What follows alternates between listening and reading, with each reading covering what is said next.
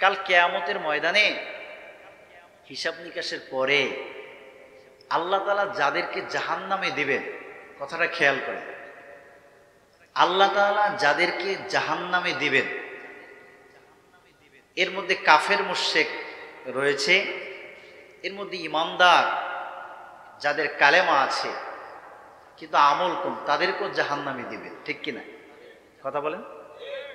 তাদেরকে দিবেন কিনা? তাদেরকেও জাহান্নামের কিছুটা পানিশমেন্ট দেওয়া হবে। দুনিয়ায় বসে নামাজ পড়ে নাই, রোজা রাখে নাই, হজ করে নাই, যাকাত দেয় নাই, প্রতিবেশীর হক রক্ষা করে নাই, পিতামাতার হক রক্ষা করে নাই, এইভাবে করে যত ধরনের অন্যায়ের সাথে সংশ্লিষ্ট হয়েছে, অন্যায়ের সাথে যারা আপোষহীনভাবে অন্যায় করে গেছে, এদেরকে আল্লাহ তাআলা একটু পানিশমেন্ট দিবেন। কথা বলেন ঠিক কিনা? দেওয়ার পরে যদি তার ঈমান থাকে, মান ক্বালা লা ইলাহা ইল্লাল্লাহ ফাদাখালাল জান্নাহ, যার হৃদয়ে কালেমা আছে, যে মুখে বলবে লা ইলাহা ইল্লাল্লাহ, আল্লাহ এক, রাসূলুল্লাহ সাল্লাল্লাহু আলাইহি ওয়াসাল্লামকে বিশ্বাস করবে, রাসূলের উপর ঈমান আনবে, সে একদিন না একদিন আল্লাহর জান্নাতে প্রবেশ করবে। সুবহানাল্লাহ, আর জোরে বলেন না সুবহানাল্লাহ। তাহলে জাহান্নামে নিলেও আল্লাহ তাআলা একটা সময় তাকে জান্নাতে দিবে। ঠিক কি না বাবাজি? আমার কথা বুঝেন? একটা সময় কোথায় দিবে? কিন্তু আল্লাহ তাআলা যেই আল্লাহর বান্দাকে একবার আল্লাহর জান্নাতে ঢুকাবেন, ওই মানুষটাকে আর জাহান্নামের আগুন পুড়তে পারবে না। সুবহানাল্লাহ, আর জোরে কন্না সুবহানাল্লাহ, আর জোরে বলেন সুবহানাল্লাহ। তাহলে রাসূলুল্লাহ সাল্লাল্লাহু আলাইহি ওয়াসাল্লাম আজ থেকে ১৫০০ বছর আগে যেটাই বলেছেন সেটাই সত্য, মহাসত্য, চিরসত্য, ধ্রুব সত্য। ঠিক কিনা? রাসূলুল্লাহ সাল্লাল্লাহু আলাইহি ওয়াসাল্লাম বলেছেন দুনিয়ার বুকে জিকিরের মজলিসটা জান্নাতের বাগান। অতএব জান্নাতের বাগানে আল্লাহ তাআলা আমাদেরকে ঢুকিয়েছেন, বড় দয়া করেছেন, বড় মায়া করেছেন। প্রচন্ড ঠান্ডার মধ্যে আপনারা মাটির বিছানায় বসে গেছেন, আল্লাহ তাআলা দুনিয়ার জান্নাতে ঢুকিয়েছেন। আমাদের বিশ্বাস আল্লাহ তাআলা জাহান্নামের আগুন, আমাদের এই শরীর এই দেহ জাহান্নামের আগুন পুড়তে পারবে? কতক্ষণ পারবে? আল্লাহ তাআলা আমাদের সকলকে দুনিয়ায় যেভাবে জান্নাতের মজলিসে এনেছেন, আল্লাহ যেন আমাদেরকে আখিরাতেও জান্নাতের ব্যবস্থা করেন। বলেন আমিন। আর জোরে বলেন আল্লাহুম্মা আমিন। তাহলে এটা কি জান্নাতের? বলেন সবাই, বলেন সবাই। ইদা মারারতুম বিরিয়াদিল জান্নাতি ফারতাউ, রাসূলুল্লাহ সাল্লাল্লাহু আলাইহি ওয়াসাল্লাম বলেছেন তোমরা যখন জান্নাতের বাগানের পাশ দিয়ে হাঁটবে, জান্নাতের বাগানের পাশ দিয়ে যাবে, তখন তোমরা জান্নাতের বাগানের মধ্যে ঢুকো, জান্নাতের বাগানের ফলগুলো গ্রহণ করো। সাহাবায়ে কেরাম বলেন হুজুর জান্নাতের বাগান দুনিয়ায় সেটা আবার কোনটা? রাসূলুল্লাহ সাল্লাল্লাহু আলাইহি ওয়াসাল্লাম বলেন হিয়া হিলাকুল যিকির, সেটা হলো জিকিরের মজলিস। যেই মজলিসে আল্লাহর জিকির করা হয়, ওইটা দুনিয়ার কোনো মজলিস থাকে না, ওটা জান্নাতের বাগান হয়ে যায়। আর জোরে বলেন না সুবহানাল্লাহ। তাহলে আমরা সেই জান্নাতের বাগানের জান্নাতি মানুষ, আল্লাহ কবুল করুক। বলুন আমিন। আর জোরে কেন আল্লাহুম্মা আমিন। এখানে আমরা যারা এসেছি, আমরা দুনিয়ার কাজ কর্ম সব কিছু ফেলে দিয়ে আরামের বিছানাকে হারাম করে দিয়ে এখানে আমরা যারাই এসেছি, আমরা আল্লাহকে চাই। ঠিক কিনা? কাকে চাই? তার প্রিয় হাবিব মুহাম্মদ সাল্লাল্লাহু আলাইহি ওয়াসাল্লামের ভালোবাসা চাই, রাসূলের প্রেম চাই, রাসূলের মহব্বত চাই। ঠিক কিনা?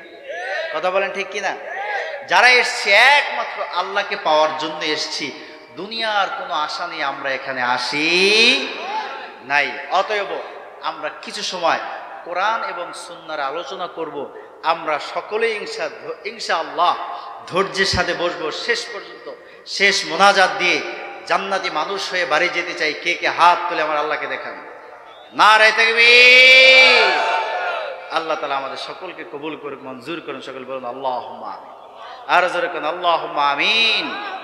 শুরুতেই আমি পবিত্র কোরআনুল কারীমের সূরা জিলজাল থেকে তেলাওয়াত করেছি। জানেন আপনারা সূরা জিলজাল পবিত্র কোরআনুল কারীমের অন্যতম একটি সূরা হলো সূরা জিলজাল। কোরআন কারীমের ৯৯তম সূরা। এর আয়াত সংখ্যা হলো ৮, শব্দ সংখ্যা 36 এবং বর্ণ সংখ্যা হলো 156। জোরে বলেন সুবহান। আরো জোরে বলুন না সুবহানাল্লাহ। এই সূরাকে বলা হয়েছে সূরা জামিআ, অর্থাৎ এমন একটি সূরা যে সূরার মধ্যে সব বিষয়বস্তু আল্লাহ তাআলা একত্রিত করে দিয়েছেন। সুবহানাল্লাহ বলেন। আরো জোরে বলুন না সুবহানাল্লাহ। সূরা জিলঝাল। জিলঝাল শব্দের অর্থ হলো ভূমিকম্প। কি বলে? ভূমিকম্প। কোরআনুল কারীমের বরকত আমাদেরকে দিতে হবে।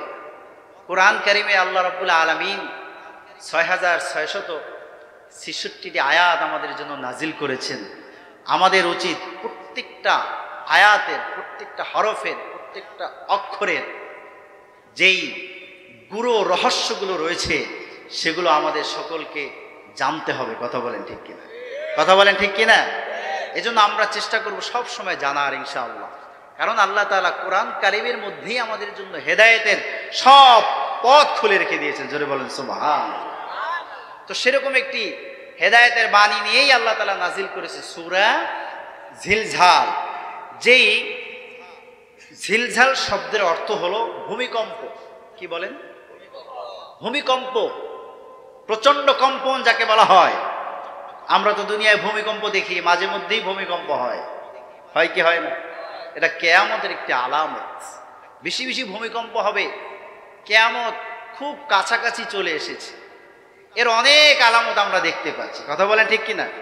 এর মধ্যে অন্যতম একটি আলামত হলো ভূমিকম্প। বেশি বেশি ভূমিকম্প হচ্ছে আমাদের মধ্যে। কথা বলেন ঠিক কিনা? তাহলে এই সূরার মূল বিষয়বস্তু হলো কিয়ামত অনুষ্ঠান। কি বলেন? কিয়ামত অনুষ্ঠান, কিয়ামতের বর্ণনা এই সূরার মধ্যে রয়েছে। এবং এই সূরার শেষ ভাগের মধ্যে রয়েছে যে আমাদের জন্য আমল করতে হবে। কাল কিয়ামতের ময়দানে আল্লাহ তাআলা স্ব আমলের হিসাব নেবেন। ঠিক কিনা? কি নেবেন বলেন? হিসাব নেবেন। আপনার আমার আমল যদি সামান্য পরিমাণও হয়, অণু থেকে অণু পরিমাণ যদি ভালো আমল থাকে, সেটার হিসাব আল্লাহ তাআলা নেবেন। এবং অণু থেকে অণু পরিমাণ খারাপ কাজও যদি আপনার আমার দ্বারা সংগঠিত হয়, আল্লাহ তাআলা সেটারও হিসাব করবেন।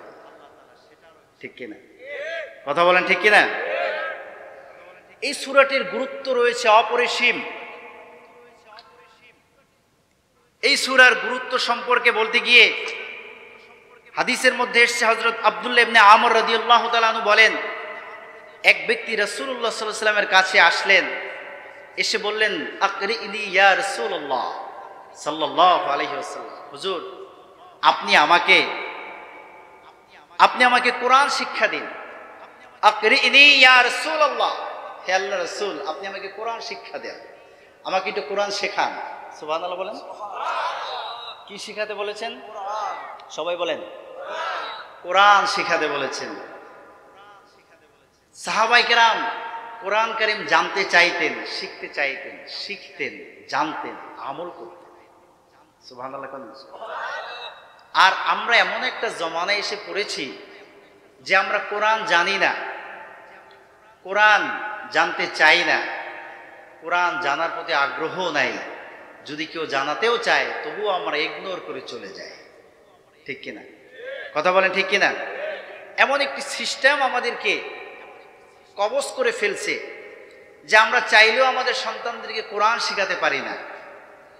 অথচ কোরআনের জ্ঞান হলো পৃথিবীর সবচেয়ে শ্রেষ্ঠ জ্ঞান। সুবহানাল্লাহ বলেন না? আরো জোরে বলেন না সুবহানাল্লাহ। কোরআনের জ্ঞান আমরা আমাদের সন্তানদেরকে কোরআন শেখাবো। এখন আমাদের পাঠ্যপুস্তকে দেখা যায় কি আছে? হাট্টিমা টিম টিম তারা, মাঠে পারে ডিম তাদের, খাড়া দুটি শিং তারা, হাট্টিমা টিম তারা। এই ধরনের শিক্ষা আমাদের বাচ্চাদেরকে শেখানো হচ্ছে, যেই শিক্ষা নাই কোনো অর্থ, নাই কোনো ভবিষ্যৎ। এই শিক্ষা শিখে কোনো লাভ আছে বলেন না? আমরা আমাদের বাচ্চাদেরকে কি শেখাবো? আল্লাহর কোরআন শেখাবো। স্কুলেতে পড়বো না মা হাট্টিমা টিম টিম, শিখবো না আর আগডুম বাগডুম ঘোড়ার ডিম। ঠিক কিনা? সবাই বলেন। স্কুলেতে পড়বো না মা হাট্টিমা টিম টিম, শিখবো না আর একদম বাগডুম ঘোড়ার ডিম। দিনিয়াতে পড়বো মাগো শিখবো দিনের ইলম, দিনিয়াতে পড়বো মাগো শিখবো দিনের ইলম। মধুর সুরে পড়বো কোরআন আলিফ লাম মিম, যালিকাল কিতাব লা রাইবা ফীহি। মারহাবা কান, আর জোরে কান মারহাবা। আলিফে আল্লাহ চিনে নাও, বাতে বাইতুল্লাহতে যাও, তাতে তওবা করে নাও, তাতে সামারুন খেয়ে গাও। লা ইলাহা ইল্লাল্লাহ মুহাম্মাদুর রাসূলুল্লাহ সাল্লাল্লাহু আলাইহি ওয়াসাল্লাম। লা ইলাহা ইল্লাল্লাহ মুহাম্মাদুর রাসূলুল্লাহ সাল্লাল্লাহু আলাইহি ওয়াসাল্লাম। মারহাবা কান মারহাবা, নারে তাকবীর। তাহলে আমরা আমাদের সন্তানদেরকে কোরআন শেখাবো, সুন্নাহ শেখাবো ইনশাআল্লাহ। কি রাজি আছে তো ইনশাআল্লাহ? কি রাজি আছে তো ইনশাআল্লাহ? এই একদম বাগডুম ঘোড়ার ডিম এগুলো আমরা আমাদের সন্তানদেরকে শেখাবো, কথা কন না শেখাবো না। আল্লাহ তাআলা কবুল করুন, বলুন আমিন। আর যেরকম আল্লাহুম্মা আমিন। তাহলে লোকটা এসে বললেন, হুজুর আপনি আমাকে কোরআন শিক্ষা দেন, হুজুর আপনি আমাকে কোরআন শিখান। রাসূলুল্লাহ সাল্লাল্লাহু আলাইহি ওয়াসাল্লাম বললেন যে শোনো, তাহলে তুমি আলিফ লাম র বিশিষ্ট সূরা সমূহের 3টি পাঠ করো।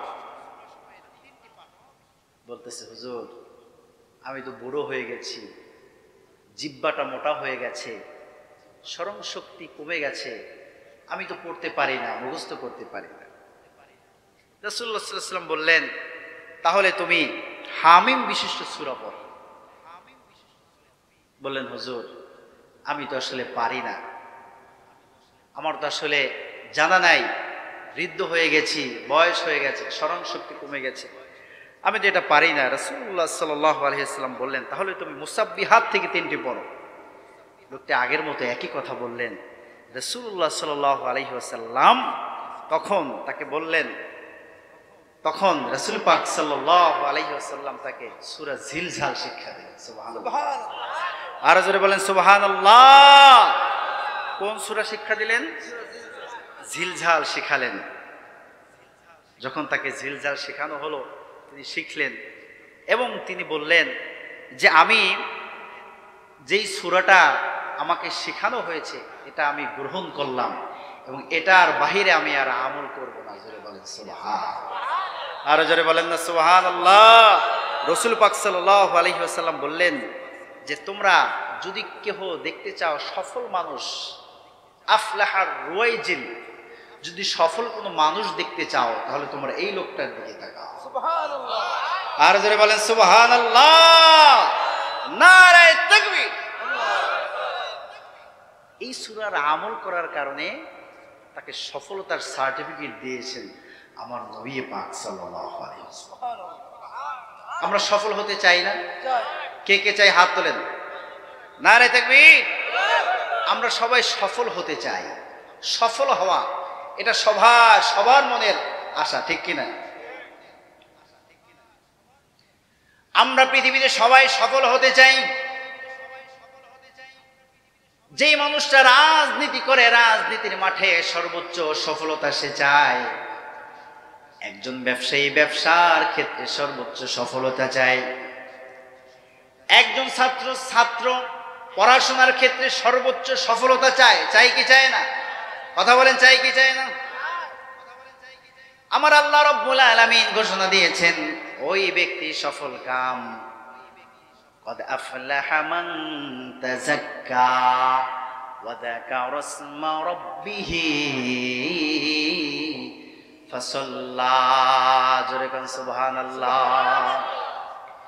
এই দুনিয়ার বুকে ওই ব্যক্তি সফল, ওই ব্যক্তি সফল, ওই ব্যক্তি সফল। قد أفلح من تزكى وذكر اسم ربه فصلى। যেই ব্যক্তি তার আত্মাকে শুদ্ধ করলো, দিলটাকে শুদ্ধ করলো, দিলটাকে ঠিক করলো, ওই ব্যক্তি সফল কাম। যে ব্যক্তি আল্লাহর নামের জিকির করলো ওই ব্যক্তি সফল কাম। যে ব্যক্তি নামাজ আদায় করলো ওই ব্যক্তি হলো সফল কাম। আর জোরে বলেন না সুবহানাল্লাহ। সফলতার জন্য কয়টা লাগবে? কথা বলেন না, সবাই বলেন। কদ আফলাহা মান তাযাক্কা ওয়া যাকারা ইসমা রাব্বিহি ফাসাল্লা। প্রথমে আত্মাটাকে শুদ্ধ করতে হবে, দিলটাকে ঠিক করতে হবে। দিল ঠিক করবেন, এরপরে আপনাকে আমল করতে হবে। কি আমল? আল্লাহর নামের জিকির করতে হবে। কোন জিকির? ভাই জোরে কোন? কে বলছেন? কদ আফলাহা মান তাযাক্কা ওয়া যাকারা ইসমা রাব্বিহি। আল্লাহর নামের জিকির। আমাদের সমাজে এমন এমন আলেম আছে যারা বলে যে আল্লাহর নামের জিকিরের দরকার নাই, নামাজি জিকির, রোজাই জিকির, হজ জিকির, যাকাত জিকির। হ্যাঁ মানলাম, নামাজ জিকির, হজ জিকির, যাকাত জিকির, কিন্তু আল্লাহর নামের জিকির আছে না নাই? কথা কোন আছে না নাই? আল্লাহর কোরআনই বলেছেন কদ আফলাহা মান তাযাক্কা ওয়া যাকারা ইসমা রাব্বিহি। রবের নামের জিকির। আল্লাহ আল্লাহ আল্লাহ, লা ইলাহা ইল্লাল্লাহ। পীরের দরবারে যান, পীর আপনাকে লা ইলাহা ইল্লাল্লাহ জিকির শিখায়। কথা কোন ঠিক কি না? সন্ধ্যার সময় বাবা 300 বার জিকির করবা, এশার নামাজের পরে 100 বার দুরূদ পড়বা, ফজরের নামাজের পরে 100 বার দুরূদ পড়বা। ঠিক কি না? কথা কোন ঠিক কি না? তাহলে এই দুরূদ শিখায়, জিকির শিখায় পীরের দরবারে, ঠিক না? কথা বলেন না? তাহলে আল্লাহর নামের জিকির আছে না নাই? আল্লাহর নামের জিকির করলে ফায়দা আছে না নাই? আপনাদের সবাই কথা বলতে হবে। সবাই বলেন জোরে বলেন, আছে না নাই? ফায়দা কি দুনিয়ায় না আখেরাতে? আখেরাতেও দুনিয়ায়। হুজুর বলছেন আখেরাতেও দুনিয়ায়ও। বলেন না সুবহানাল্লাহ। দেখেন দুনিয়ায় আছে, দুনিয়ায়ও আমরা ফায়দা পাবো। দুনিয়ায় ফায়দা পাওয়া যায় এরকম নজির আছে না নেই? আল্লাহ নবী নূহ আলাইহিস সালামের নাম শুনছেন? কে কে শোনেন নাই হাত তোলেন। সবাই শুনছেন? মাশাআল্লাহ, সবাই আমরা জানি নূহ আলাইহিস সালামের নাম, ঠিক কি না? কারণ কোরআন কারীমের মধ্যে অসংখ্য জায়গায় নূহ আলাইহিস সালামের নাম আছে, ঠিক কি না? নূহ শব্দের অর্থ হলো কি জানেন? নূহ শব্দের অর্থ হলো কান্না করা, অধিক কান্না করা। নূহ আলাইহিস সালাম এত পরিমাণে কান্না করছেন, কান্না করতে করতে আল্লাহ তাআলা তার নাম রেখে দিয়েছেন নূহ। সুবহানাল্লাহ। আর জোরে কান্না সুবহানাল্লাহ। নূহ আলাইহিস সালাম তিনি তো দাওয়াত দিয়েছেন। এদিকে লম্বা ঘটনা, ওদিকে যাচ্ছি না। এই নূহ আলাইহিস সালামের ঘটনা বলতে গেলে সারা রাত পার হয়ে যায়, ঠিক কি না? কথা কেন না? নূহ আলাইহিস সালাম 950 বছর দাওয়াত দিয়েছেন, গুটি কয়েক উম্মত হয়েছে তার। নূহ আলাইহিস সালাম বুঝতে পারলেন যে এই এমন এক জাতি আল্লাহ তাআলা আমারে দিছেন। আল্লাহ আপনি এমন এক জাতি দিছেন, এর হেদায়েত হওয়ার আর সম্ভব না। বলেন আল্লাহ আপনি এবার এদেরকে ধ্বংস করে দেন। আল্লাহ তাআলা দোয়া কবুল করছে। বললেন নূহ তুমি একটা কিস্তি বানাও, কিস্তি বানাইয়া তোমার যারা উম্মত আছে এদেরকে কিস্তির মধ্যে তোলো।